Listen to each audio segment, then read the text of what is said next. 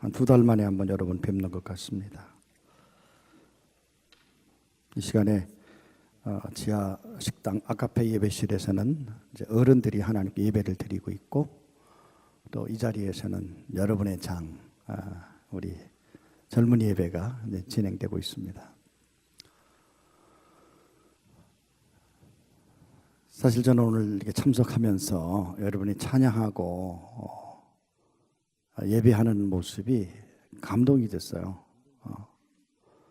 2가지가 교차가 되던데, 하나는 미안하다 하는 마음, 미안하다. 둘째는 고맙다 하는 마음이에요. 미안한 이유는 뭐냐면 여러분들을 잘 헤아리지 못한 것, 여러분들이 무엇을 원하시는지 그 필요와 요구를 제대로 알지 못하는 것, 그러니 당연히 여러분에게 도움을 줄 수가 없는 거죠. 그리고 어쩔 수 없이 여러분의 지금 그 위치라고 할까요? 여러분이 놓여 있는 그 자리는 제가 이렇게 해석하기는 좀 속된 말 어정쩡한 위치, 좀 고급 용어를 쓴다면 경계인.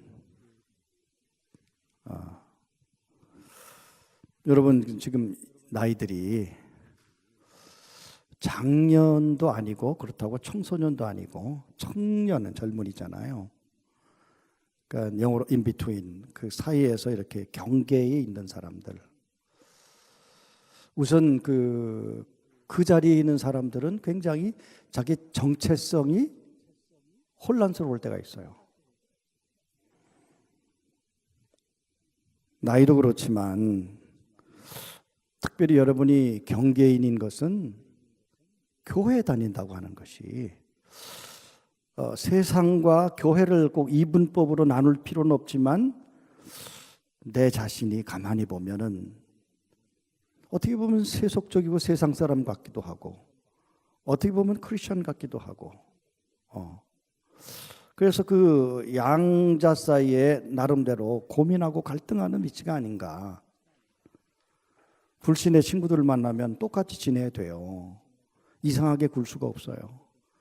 특별히 예수 믿는다고 하면 표시를 할 수도 없고, 또 표시할 필요도 없고. 그런데 분명히 나는 교인인데, 신앙인인데 라고 하는 어떤 책임감 내지 신앙으로서의 주체성이라, 이런 것이 한쪽에 있고, 교회와 세상, 신앙과 불신에 여러분이 참 그 경계선에 있는 분들이 많지 않은가 생각돼요. 또 제 나름대로 생각해 보니까 부모라고 하는 이 어떤 전통 무시할 수 없잖아요. 부모님이 나를 향하여 기대하는 것. 그런데 내가 하고 싶은 것이 있어요.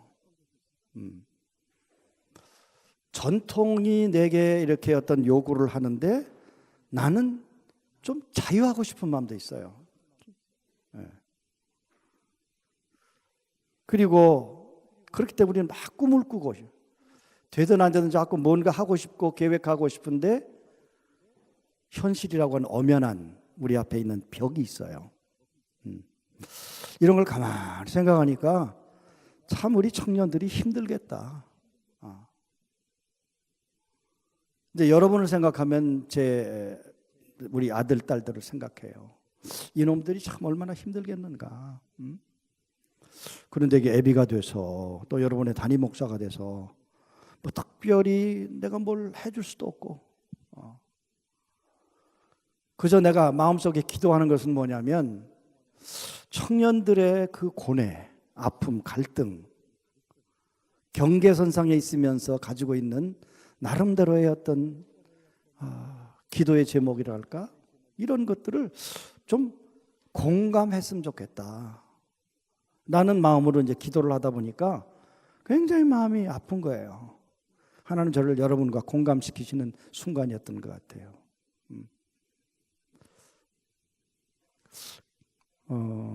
그래서 미안하다. 이 청년들은 미안해요.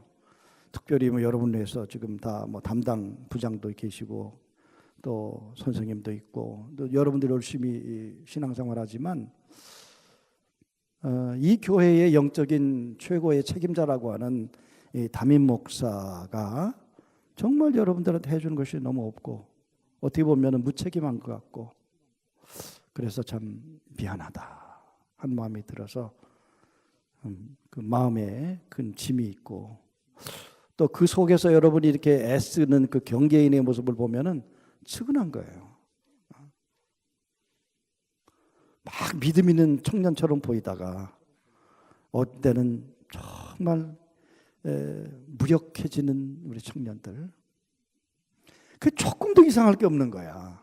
왜냐하면 목사님이 여러분 시대에 그랬으니까. 저는 신학을 공부하는 신학생이었고 심지어는 목회를 억지로 했던 전도사였지만 제가 여러분 나이에 가졌던 나름대로의 경계인산성의 고민과 갈등은 있었던 거예요. 자, 그렇다면은 굉장히 절망적이에요. 그렇죠? 뭐 무력하고 여러분 도울 수 없고 미안하고 그래서 참 한켠에 눈물이 나는 거예요. 슬퍼요, 같이. 여러분과 이렇게 공감하고 싶다 보니까 슬퍼요.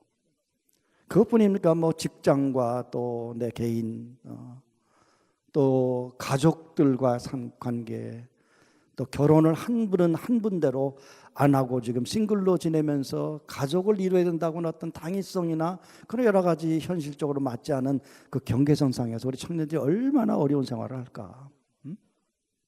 그래서 여러분이 계속해서 부모들한테 의지할 수도 없는 거고 그렇다고 여러분이 완전히 독립해서 어른들을 걱정시키지 않고 나름대로 활기치며 사는 것도 아니고 왜 이렇게 길게 얘기하냐면 공감하고 싶었는데 하나님이 여러분의 아픔을 잠시 동안 주셨어요. 그런데 찬양을 하는데 여러분은 열심히 찬양하시는 거예요. 뒤를 돌아보고 찬양 들어보니까 그 아까 불렀던 찬송 가운데에 참 우리는 파도 같고 안개 같고 그렇지만 주님이 나를 부르시고 부르짖음을 들으시고 날 귀하게 하신다. 이 찬송을 막 같이 부르니까 힘이 나는 거예요. 또 용기가 생기는 거예요. 공감이 되는 거예요. 또 그렇구나.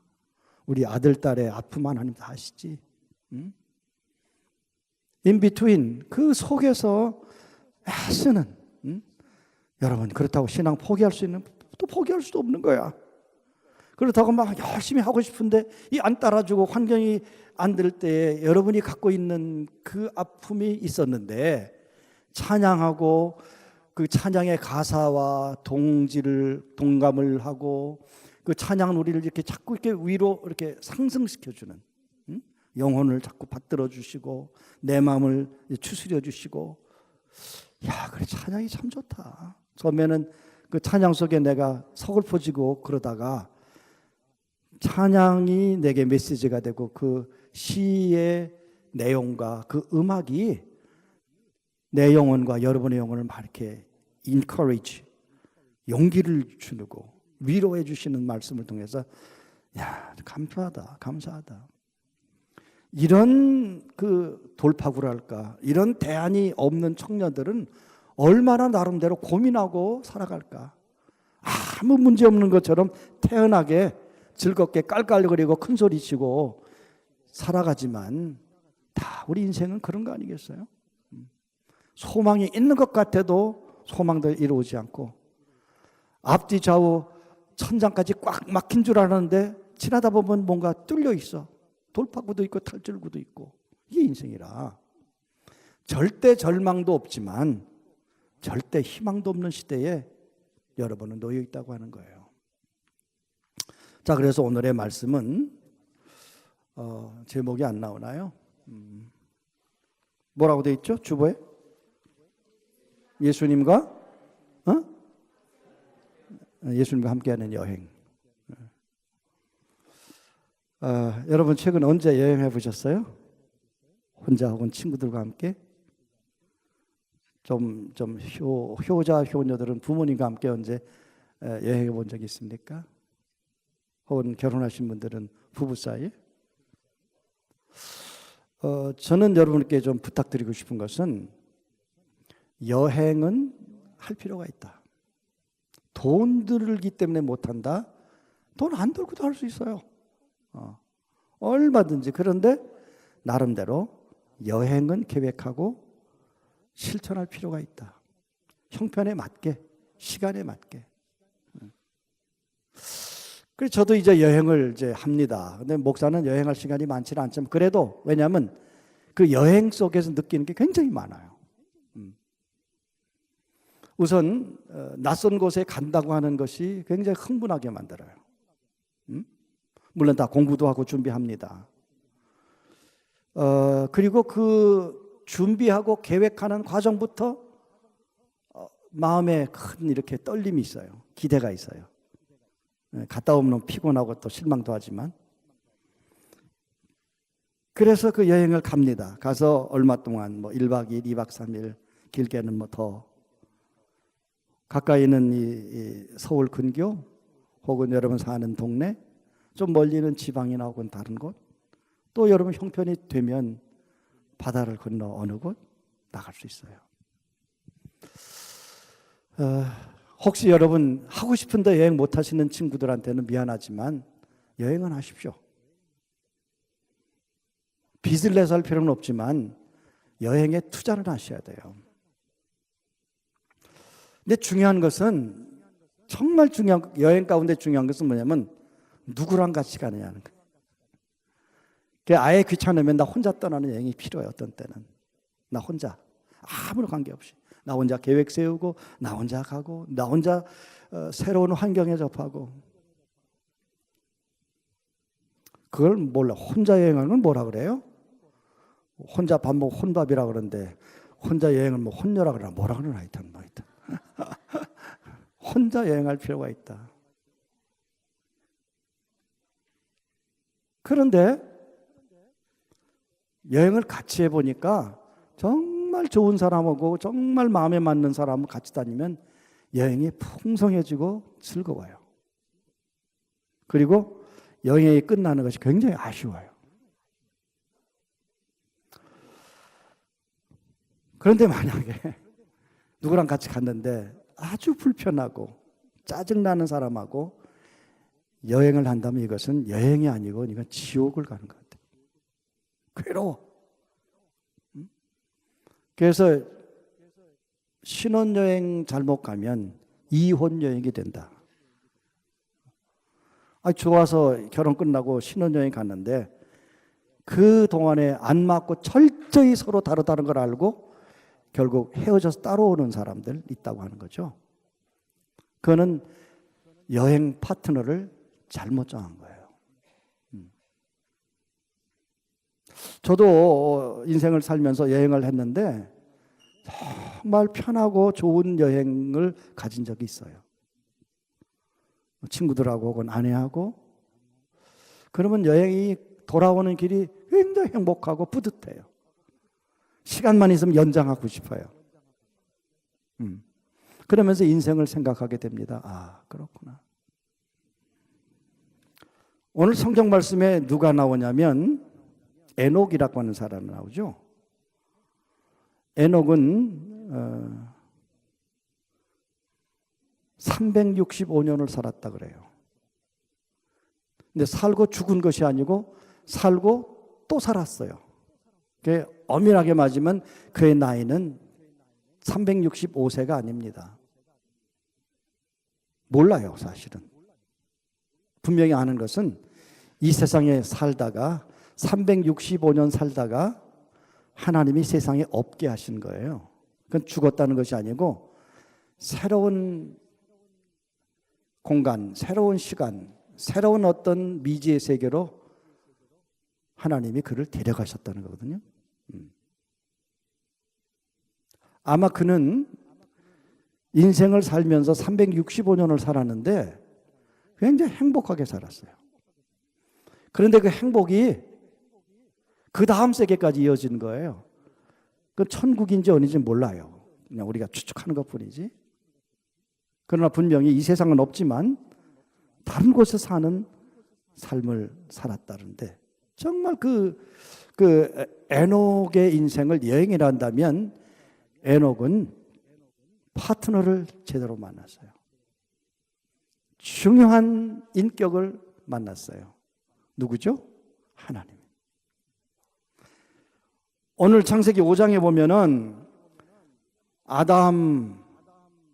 아담하고 하와 사이에 두 아들이 태어났죠?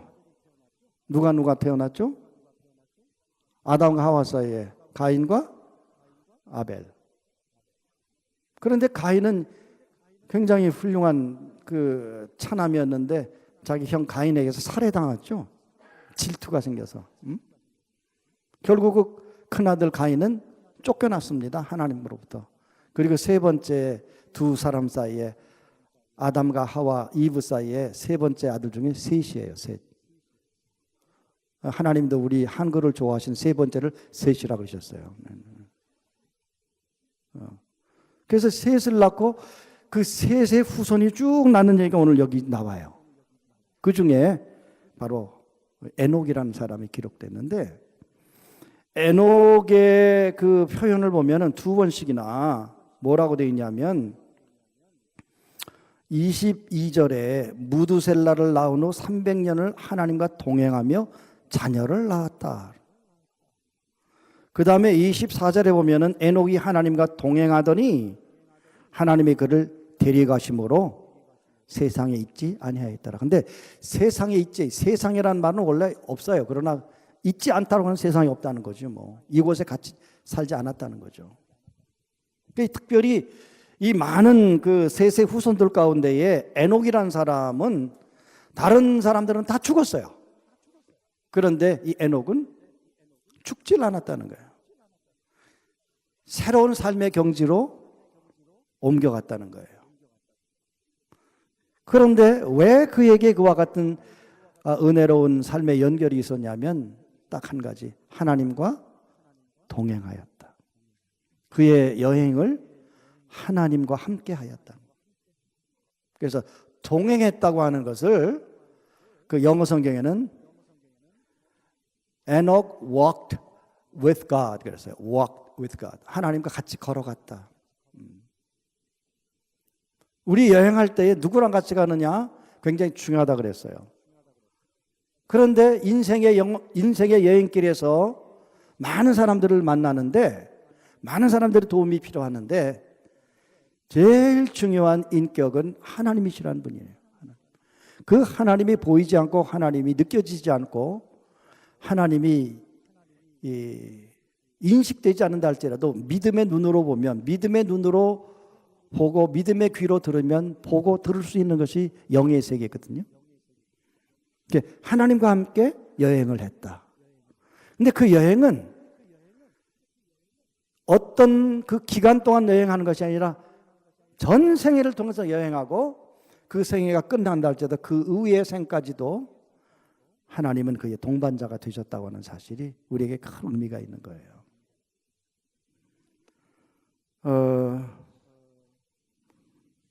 사실 우리가 이 세상에 태어났다고 하는 것은 여행을 시작하는 거예요. 자, 우리가 태어났더니 누가 계셔요? 부모님이 계셔요. 부모님 없이 태어난 사람은 없죠? 여행은 일단 육체적으로는 태어날 때부터 시작되는 거예요. 그 전부터 여행은 있을 수가 없어요. 새로운 인생의 출발부터.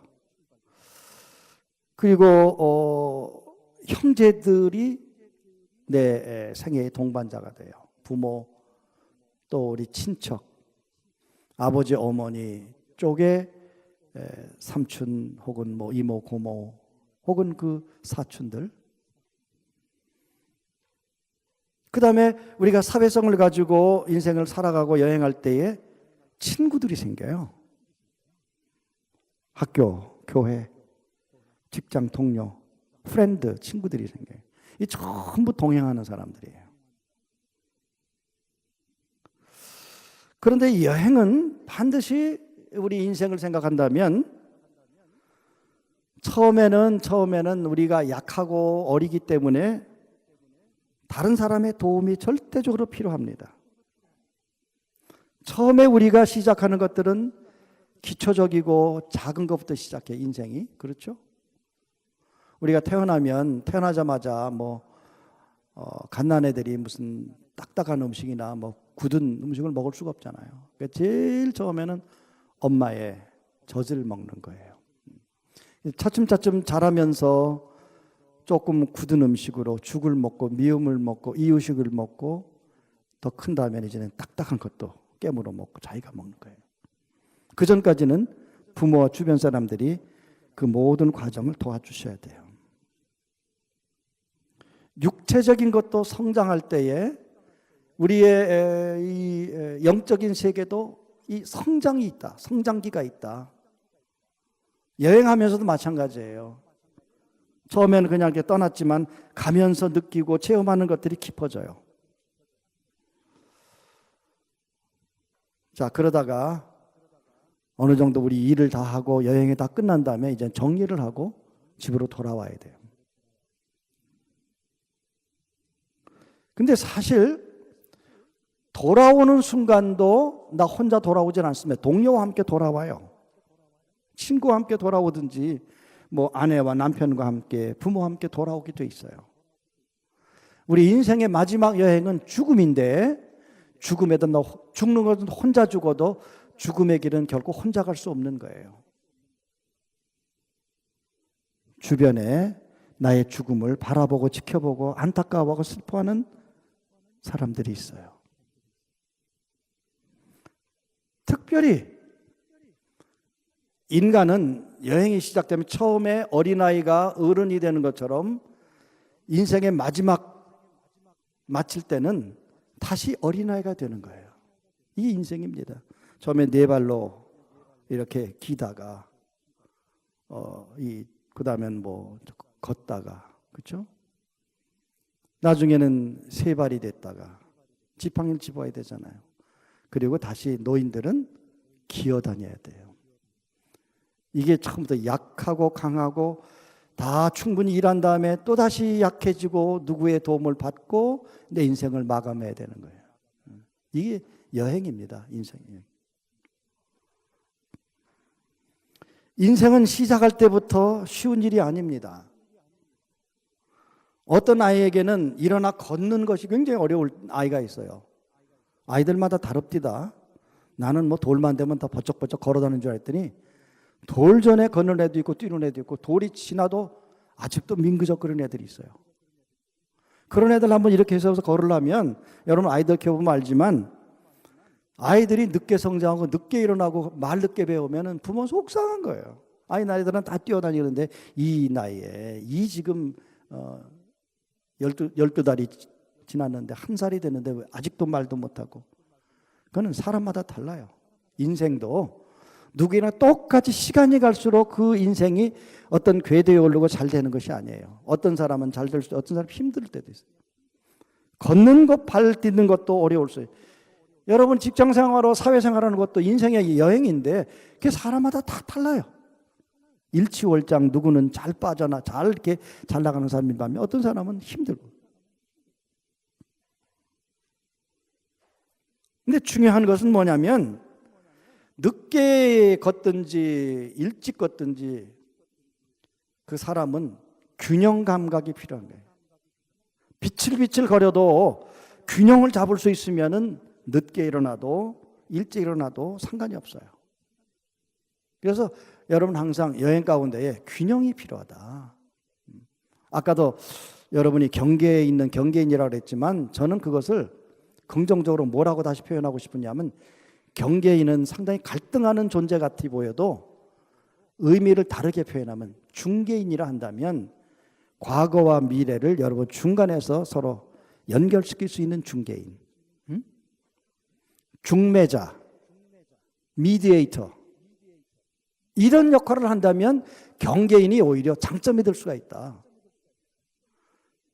그러나 우리가 중요한 것은 그렇게 되기 위해서는 내 삶의 균형을 잡을 수 있어야 된다. 교회 생활과 직장 생활, 학문과 현실 생활, 이런 그 밸런싱을 맞출 수 있는 여행 참 중요하다. 여행이라고 여러분 그냥 뭐 즐겁게 놀고 진탕만탕 뭐 그렇게 노는 것이 여행도 아니고, 그렇다고 무슨 맨날 여행 가서 연구하고 심각하게 뭘 탐구하고 이것도 여행이 아니야. 이건 사실은 리서치하러 가는 거지. 여행은 균형을, 즐거움과 책임과 여러 가지 생각을 하고 공감할 수 있는 그 체험을 하는 것이 여행이 돼. 인생도 밸런싱이 맞춰야 된다는 거예요. 그래서 여러분 기도하셔야 돼. 하나님, 내가 경계인으로 살아가지만 중개인이 되게 도와주옵소서. 중개인은 양쪽을 다 아는 사람들입니다. 여러분 집을 사든지 차를 사든지 중개인들이 있어요. 그분들을 잘 만나면 집을 잘 살 수가 있어요. 그 사람들을 잘 만나면 자동차도 아주 적절한 값에 좋은 차를 살 수가 있어요.